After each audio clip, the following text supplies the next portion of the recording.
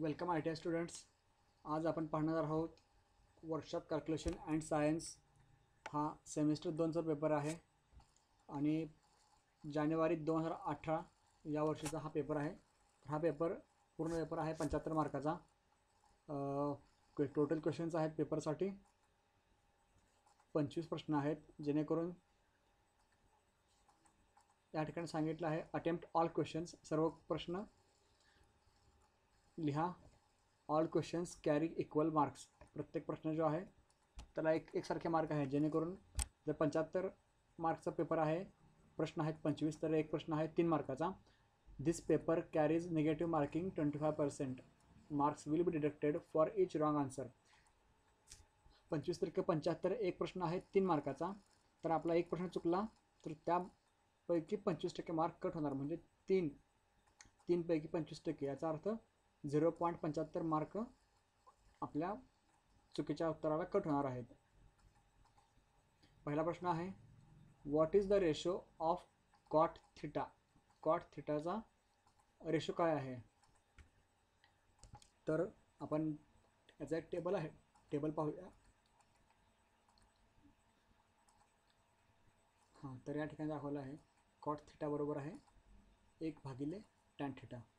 त्यामुळे आपलं उत्तर आहे 1/tan theta is equal to cot theta. B उत्तर आहे. पुढचा प्रश्न, question 2. Which insulation has resistance to heat, oil, ageing and water. पुढीलपैकी कोणते इन्सुलेशन आहे ज्याला एजिंग आणि हीटला रेजिस्टन्स करू शकतं? तर त्याचं उत्तर आहे निओप्रिन आर्टिफिशियल रबर. हे उत्तर आहे त्याचं. Question 3. Which one is polynomial function. याच्यापैकी कोणतं ऑप्शन आहे तो पॉलिनॉमियल आहे? तर त्याचं उत्तर आहे XY. का? तर पॉलिनॉमियल फंक्शनचे पुढील प्रकारे 3 प्रकार पडतात: मोनोमियल, बायनोमियल आणि ट्रायनोमियल. या ठिकाणी मोनोमियलचं सूत्र कसं येतं? AX + B. बायनोमियलमध्ये आहे त्याचा घातांक येतो AX², डबल घातांक येतो. आणि ट्रायनोमियलमध्ये घातांक येतो AX³. पुढं आहे BX² + CX + D. तर हे समीकरण त्यात कोणतंच बसत नाही आहे. त्यामुळे which one is not a polynomial. चौथा प्रश्न, अ voltage of 220 volts is connected across 1 kilo ohms resistor as shown in the figure when the power consumption of resistor is. आता या ठिकाणी आपल्याला व्होल्टेज दिलेला आहे आणि किलो ओहममध्ये आहे तो रेजिस्टन्स सांगितला आहे. हे माहीत असताना आपल्याला काय काढायचं आहे? पॉवर कन्झम्पशन किती आहे ते आपल्याला काढायचे आहे. तर या प्रकारे आपण गणित मांडून घेतलं. पॉवरचं सूत्र काय आहे? Power is equal to voltage गुणिले करंट V × I. हे आहे पॉवरचं सूत्र. व्होल्टेज किती दिलेलं आहे? 220. व्होल्टेज दिलेला आहे 220 आणि रेजिस्टन्स किती सांगितलेला आहे? R is equal to 1 kilo ohm. 1 kilo ohm, 1 K ohm. आता ह्या केचा अर्थ काय होतो? तर केचा अर्थ आपल्याला माहिती आहे.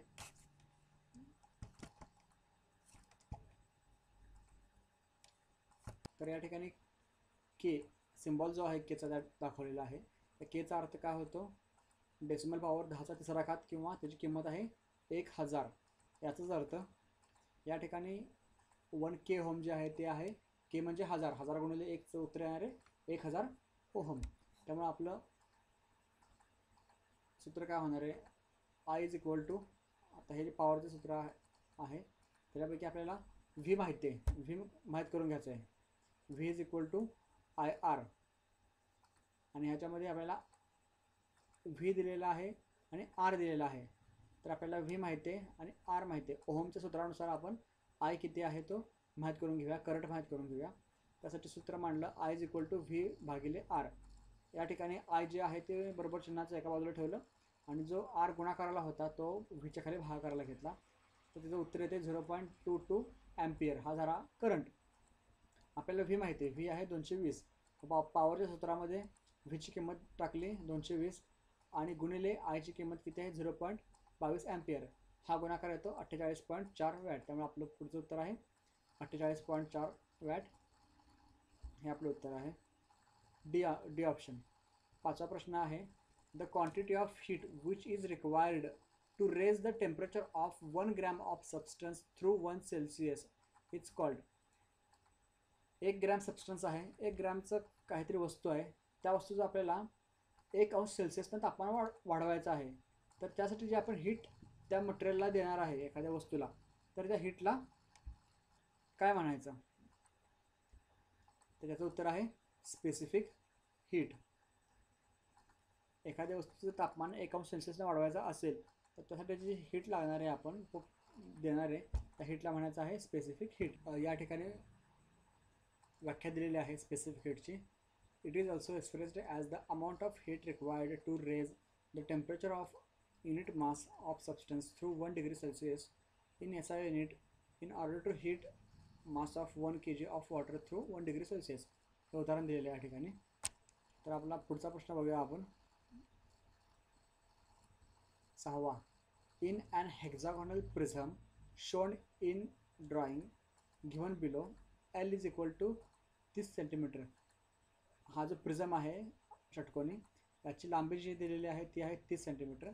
And volume is 6378 cubic centimetre. ह्याचं घनफळ जे आहे ते आहे 6378 क्युबिक सेंटीमीटर. तर ह्याची साईड जी आहे बी, ही बी साईड जी आहे ती किती आहे ती आपल्याला माहिती करून घ्यायचं आहे.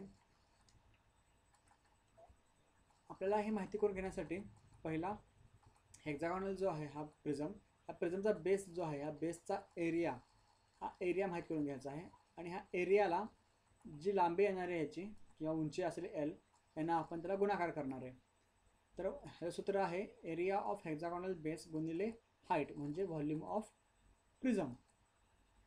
तर या ठिकाणी किती आहे 6 गुणिले वर्गमुळात 3/4 गुणिले वर्गमुळात बी स्क्वेअर, बी म्हणजे बाजूचे साईडचा स्क्वेअर गुणिले हाईट 30 जे आपल्याला एल सांगितलेले आहे. L is equal to 30 centimetre. तर हा गुणाकार करताना आपण फक्त बी एका बाजूला ठेवूया आणि बाकी सर्व संख्या आहेत त्या एका बाजूला घेऊया. या ठिकाणी बाकी सगळ्याचे मल्टिप्लिकेशन केलं तर आपल्याला शेवटी उत्तर मिळते 77.94 गुणिले बी स्क्वेअर आणि 6378 एका बाजूला आहेत. आता हे गुणाकाराला जी संख्या आहे, गुणाकाराची संख्या जी आहे ती गुणाकाराची संख्या 6378च्या खाली भागाकाराला येणार. पुढं राहिलं बी स्क्वेअर. आता ह्यांचा भागाकार किती येतो तर 81.832 हा झाला भागाकार बरोबर बी स्क्वेअर. आता बी स्क्वेअर बीची किंमत काढण्यासाठी आपल्याला दोन्ही बाजूचा वर्गमूळ घेतलं पाहिजे. तर 81चं वर्गमूळ आपल्याला किती पाहिजे तर आपल्याला वरचे ऑप्शन बघूया आपण. दिलेले ऑप्शन काय आहेत. दिलेल्या ऑप्शनमध्ये सांगितले 6, 7, 8 आणि 9 हे ऑप्शन आहेत आपले. तर यापैकी आपलं जे उत्तर आलेलं आहे बी स्क्वेअरचं ते आहे 81. आणि 81 हा कशाचा वर्ग आहे तर 81 हा वर्ग आहे 9चा. त्यामुळं आपलं डी हे उत्तर बरोबर आहे. 9च असणार आहे उत्तर. पण ते आपण क्रॉस चेक करण्यासाठी आपण 81चं वर्गमूळ काढूया. 81.83 या संख्येचं वर्गमूळ काढूया. ते वर्गमूळ काढताना 81ची संख्या आहे तिच्या वर्गसंख्येने त्याला भाग घालूया. 9 भाग गेला, 9 गुणिले 9 81. 81चा भाग गेला, बाकी राहिले 0.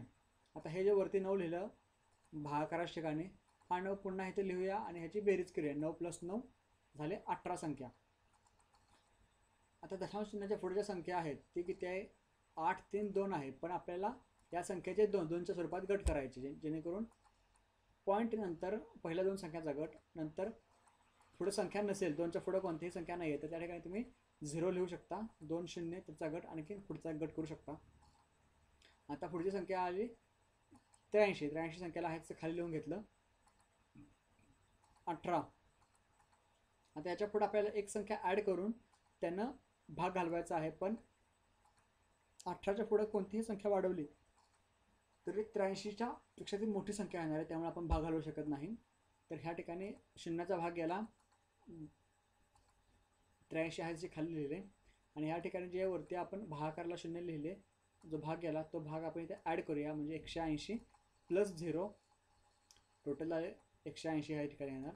राहिले किती आता पुढं संख्या आली 83 आणि वरचे 2 शून्य खाली लिहून घेतले 20.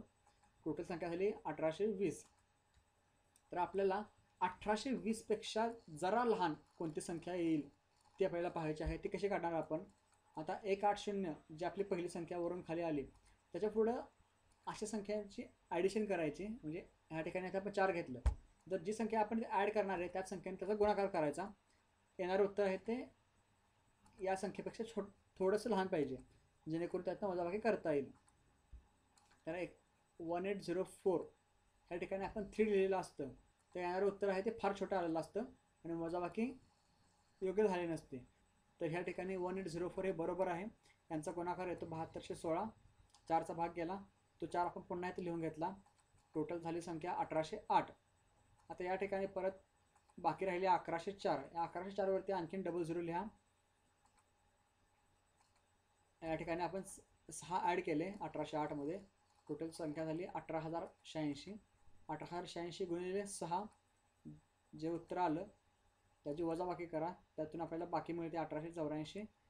आता कोणत्याही संख्येचा भागाकार करताना किंवा पॉईंटच्या पुढं नेहमी 3 स्थळापर्यंत उत्तर काढा, त्याच्या पुढे उत्तर काढू नका. तर आपलं उत्तर आहे डी. त्यानंतर 7वा प्रश्न, which formula is suitable for calculating the area of sector shaped portion in terms of radius and included angle. आता ह्या ठिकाणी सेक्टर म्हणजे काय, तर ही आहे वर्तुळपाकळी. वर्तुळपाकळीचं क्षेत्रफळ काढायचं असेल तर आपल्याला कोणता फॉर्म्युला वापरायला पाहिजे विथ इन्क्लुडेड अँगल्स? तर त्याचं उत्तर आहे पाय आर स्क्वेअर गुणिले थिटा भागिले 360 अंश. पाय आर स्क्वेअर थिटा भागिले 360 अंश. आपलं उत्तर आहे B. Next question, if a lamp is labeled as 250 watt oblique 5 ampere then its rated voltage will be. आता या ठिकाणी आपल्या लॅम्पचे वॅटेज सांगितलेलं आहे 250 वॅट. ॲम्पियर दिलेला आहे, तर आपल्याला त्याचा व्होल्टेज काढायचा आहे, ते काढूया आपण. पॉवर दिलेला आहे 250 वॅट. पॉवरचं सूत्र मगाशी पाहिलं आपण, P is equal to V I. I सांगितलेलं आहे आपल्याला 5 अँपियर.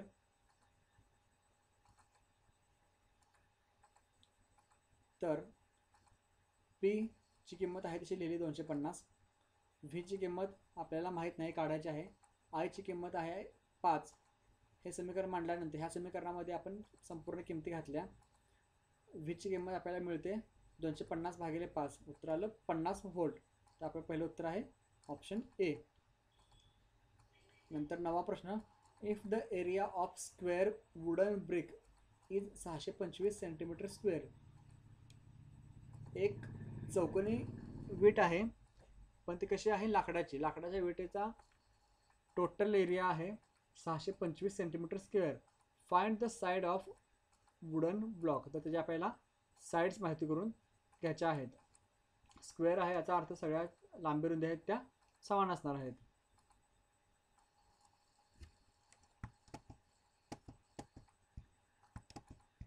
तर आपल्याला माहिती आहे 625 हा 25चा वर्ग आहे, त्यामुळे उत्तर आहे 25. 10वा प्रश्न, what is the unit of heat in SI unit. हीटचं SI सिस्टीममध्ये युनिट काय आहे? त्या ठिकाणी टेबल आहे आपल्याकडे. ह्या टेबलमध्ये दाखवलेलं आहे SI युनिट जे आहे हीटचं ते आहे. हा कॉलम आहे SI युनिटचा. या ठिकाणी आपण पाहू शकतो हीटचं SI युनिट आहे जूल, JOULE, जूल. तर आपलं उत्तर आहे जूल, ऑप्शन सी.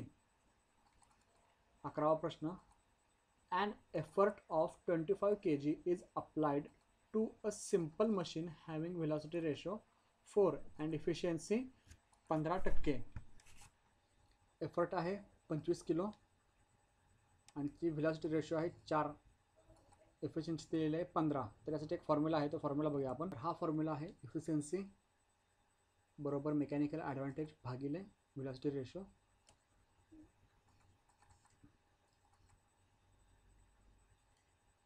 एफिशियन्सी इटा, हे जे चिन्ह आहे त्याला म्हणायचं इटा बरोबर मेकॅनिकल ॲडव्हान्टेज MA शॉर्टमध्ये लिहिलेलं आहे भागिले VR म्हणजे व्हेलॉसिटी रेशो. आपल्याला काय करायचं आहे तर मेकॅनिकल ॲडव्हान्टेज किती आहे तो काढायचा आहे. म्हणून MA बरोबर काय एफिशियन्सी गुणिले हे VR जे आहे ते भागाकारात इकडे जाणारे गुणाकाराला MA इक्वल टू VR गुणिले N. आता इटा किती आहे 15%. 15% टक्के म्हणजे किती 15/100. तर याचा गुणाकार जो आला तो आला 0.6. तो उत्तर आहे ह्याचं 0.6. वरच्या आन्सरमध्ये काहीतरी चुकीचं आहे, या ठिकाणी बरोबर उत्तर आहे 0.6. 12वा प्रश्न. A rod 86 centimetre long is bent in the form of rectangle. एक सरळ 86 सेंटीमीटर लांबीचा रॉड आहे जो आपण रेक्टँगल म्हणजे आयताकारामध्ये वाकवलेला आहे. Its length is 7 centimetre greater than it's breadth. तर या ठिकाणी हा जो 86 सेंटीमीटर लांबीचा रॉड आहे तो आयत आकारामध्ये आपण त्याचा तयार केला. तर त्यावेळी काय सांगितलं आहे त्याची एक लांबी जी आहे ती 7 सेंटीमीटर जास्त आहे. म्हणजे लांबी आणि रुंदीपैकी जर रुंदी काहीतरी असेल ठराविक असेल, समजा x आहे रुंदी, तर त्याची लांबी जी आहे ती आहे x+7. तर आता आपल्याला ॲक्च्युअल लांबी आणि रुंदी किती आहे ते आपल्याला माहिती करून घ्यायचं आहे. Its length and breadth are respectively किती आहे ते यापैकी आपला ऑप्शन असणार आहे. तर ते आपण काढूया. 86 सेंटीमीटर लांबीचा रॉड जो आपण आयताकारामध्ये वाकवल्यानंतर तो असा काहीतरी आकार होणार आहे. तर समजा एक बाजू ती आहे x मानूया, दुसरी बाजू आहे ती त्याच्यापेक्षा 7 जास्त आहे म्हणून ही आहे x+7. तर आता 86 लांबी जी आहे ती आपण पूर्ण वाकवून घेतली. त्याची पेरिमीटर किती काढायचा, आयताचा परिमिती काढायचा फॉर्म्युला काय आहे तर समोरील बाजूंची बेरीज म्हणजे ही लांबी प्लस ही लांबी आणि ह्या दोन उभ्या रुंदी ह्यांची बेरीज करणार आपण. म्हणजेच x+x plus x+7 plus x+7 बरोबर किती आहे टोटल 86. त्यावरून आपल्याला समजलं की एक्सची किंमत आहे 18 रुंदीची आणि x+7 जी लांबी जास्त सांगितलेली आहे 7 सेंटीमीटरनं तर ते असणार आहे 25 सेंटीमीटर. ऑप्शन आहे आपला डी ऑप्शन 18 सेंटीमीटर आणि 25 सेंटीमीटर. 13वा प्रश्न. The unit of velocity ratio is.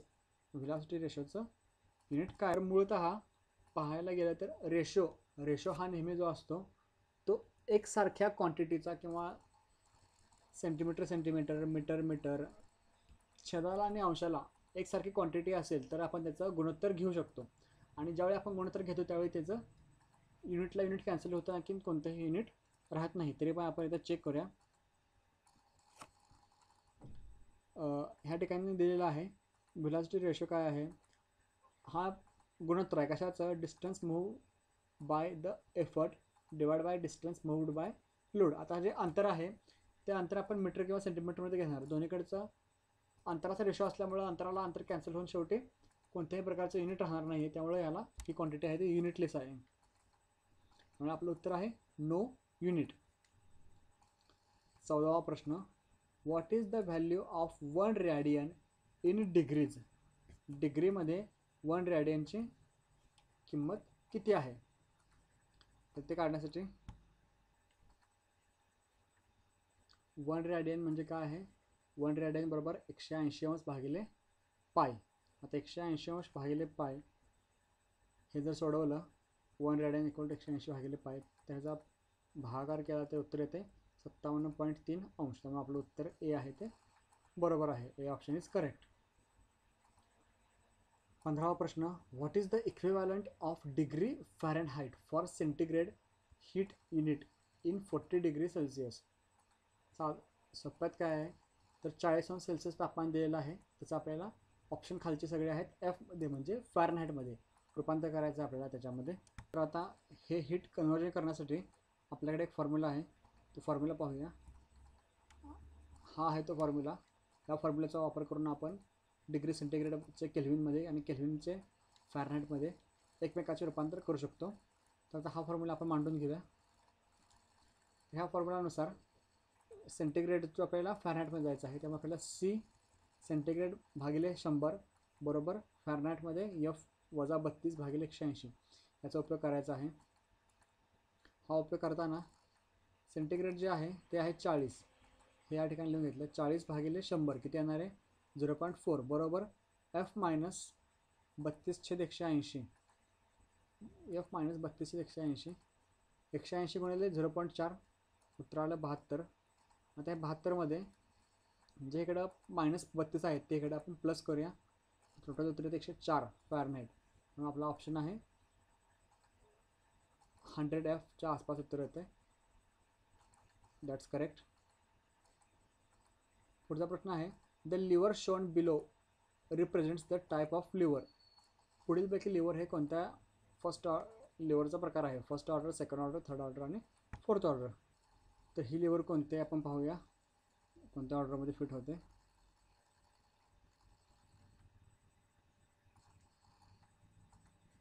तर आपल्याकडे 2 डायग्राम आहेत अशा सेम.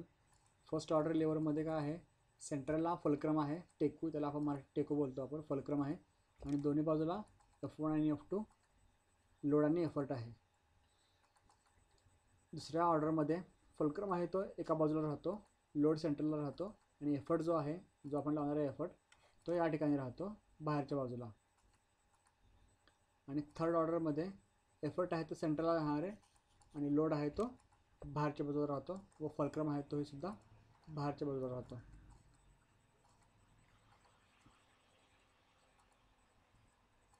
तर आपलं उत्तर आहे थर्ड ऑर्डर. थर्ड ऑर्डरमध्ये आपले लिव्हर जे आहे ते दिलेलं उत्तर आहे ते थर्ड ऑर्डरमध्ये आहे. पुढचा प्रश्न efficiency of machine is given bye. मशीनची इफिशियन्सी कशाने सांगितली जाते. पुढीलपैकी कोणता फॉर्म्युला. याचं उत्तर आहे पहिला ऑप्शन ए. बुकमध्ये आपल्याला दाखवायला आहे same. Efficiency is equal to mechanical advantage divide by velocity ratio. Option आहे आपला ए. 18वा प्रश्न the formula for mechanical advantage in simple machine is. याचं उत्तर आपल्याला या ठिकाणी दिलेलं आहे. मेकॅनिकल ॲडव्हांटेज बरोबर load divide by effort. Mechanical advantage is equal to load divide by effort. Option आहे सी. 18वाचं उत्तर आहे सी. नंतर 19वा प्रश्न sine of A plus B is equal to. याचं उत्तर आहे sine A cos B plus cos A sine B. पाहूया मॅथमॅटिकल एक्सप्रेशन आहे हे. याचं उत्तर आहे sine A plus B is equal to sine A cos B. Option B plus cos A sine B. 20वा प्रश्न what is the equivalent resistance in the circuit shown in which 320 ohm resistors each are connected in parallel. तर parallel circuit आहे.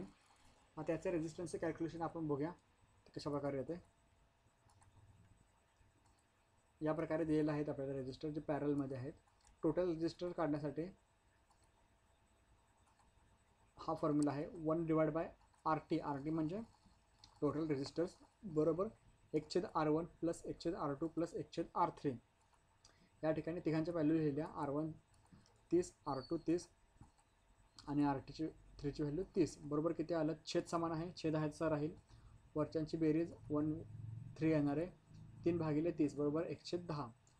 आता ह्याला आपण व्यस्त करून घेतला तर खालची संख्या आहे ती वरती येणार आहे. त्यामुळं RT is equal to 10 ohm. 21वा प्रश्न आपला ऑप्शन उत्तर आहे ए. 21वा प्रश्न in any triangle if any two sides are equal then the triangle is termed as. कोणत्याही ट्रायंगलमध्ये जर 2 बाजू ह्या इक्वल असतील सारख्या असतील तर या ट्रायंगलला काय म्हणायचं. हा ट्रायंगल आहे, समोर 2 बाजू आहेत त्या समान आहेत, तर अशा ट्रायंगलला काय म्हणणार आपण आयसोस्केलस ट्रायंगल म्हणजेच समद्विभुज त्रिकोण. 22वा प्रश्न A plus B plus C bracket square is equal to, तर याचं उत्तर आहे A square plus B square plus C square. हा प्रश्न A square plus B square plus C square plus twice of A B plus B C plus C A, हे झालं ह्याचं mathematical expression. 23वा प्रश्न, which one of the following term is used to indicate the shaded portion in the circle given below. दिलेल्या वर्तुळामध्ये जो हा भाग आहे ज्याला शेडेड केलेला आहे ह्याला काय म्हणायचं आहे, तर याला म्हणायचं आहे सेगमेंट. ऑप्शन डी सेगमेंट आहे उत्तर. आता हा सेक्टर म्हणजे मागाशी पाहिलं, सेक्टर म्हणजे काय आहे तर वर्तुळ पाकळी जी एका ठिकाणाहून एखादी रेडियस घेतली, आपण ही रेडियस पूर्ण घेतली आणि इथून काहीतरी अँगल करून ते या ठिकाणी जर जोडत असेल तर हा जो होणारे एरिया तर याला म्हणणार आपण वर्तुळ पाकळी म्हणणार आहे. नंतर कॉर्ड CHORD, कॉर्ड म्हणजे काय तर जीवा, जी कोणतेही दोन पॉईंट घेतले तर त्यांना जोडणारी जी रेषा सरळ रेषा असते त्यांना आपण जीवा म्हणतो.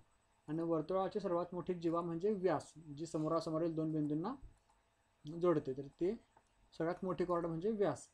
आर्क म्हणजे काय कंस. आता या ठिकाणी या सर्कलवरील हे दोन पॉईंट समोरासमोर जे पॉईंट आहेत त्यांना जोडणारी वक्रकार रेषा जी आहे ते याला म्हणणार आहे आपण हा कंस. आणि आपलं उत्तर जे आहे हा जो रेखांकित केलेला भाग आहे ज्याला म्हणणार आपण segment. Question 24, what is the value of tan of 30. tan 30 ची किंमत काय आहे, तर tan टेस्टची व्हॅल्यू आहे ट्रिग्नॉमेट्री टेबलमध्ये ही माहिती आपल्याला मिळते. tan थीटा बरोबर 1/√3. त्यामुळे आपलं उत्तर आहे बी. आणि शेवटचा प्रश्न, which one of the following is not the correct equation to get the value of A if C square is equal to A square plus B square. या ठिकाणी आपल्याला फक्त सीची व्हॅल्यू काढायची, एची व्हॅल्यू काढायची आहे. तर पुढील वेळी कोणतं समीकरण आपण वापरू शकतो, त्यासाठी सी समीकरण मांडून घेऊया पुन्हा. सी स्क्वेअर बरोबर ए स्क्वेअर प्लस बी स्क्वेअर. आपल्याला फक्त एची किंमत काढायची आहे. एची किंमत काढण्यासाठी ए ही संख्या फक्त एका बाजूला राहील आणि हा प्लस बी स्क्वेअर जो आहे तो पुन्हा जर या ठिकाणी माघारी गेला सीच्या पलीकडे तर प्लसची बीची किंमत होणार आहे मायनस बी. म्हणजेच काय होणार सी स्क्वेअर मायनस बी स्क्वेअर. आणि दोन्हीकडचं वर्गमूळ काढलं तर वर्गमूळ किती येणार आहे, ए स्क्वेअरचा वर्ग निघून जाईल आणि ह्या दोन संख्यांना सी स्क्वेअर मायनस बी स्क्वेअरला कॉमनमध्ये वर्गमूळ संख्या येईल. तर पुढच्या वेळी आपण नवीन पेपर पाहू. व्हिडिओ लाईक करा, शेअर करा आणि मित्रांना फॉरवर्ड करा जेणेकरून आपल्याला पेपरसाठी उपयोग होईल. थँक्यू.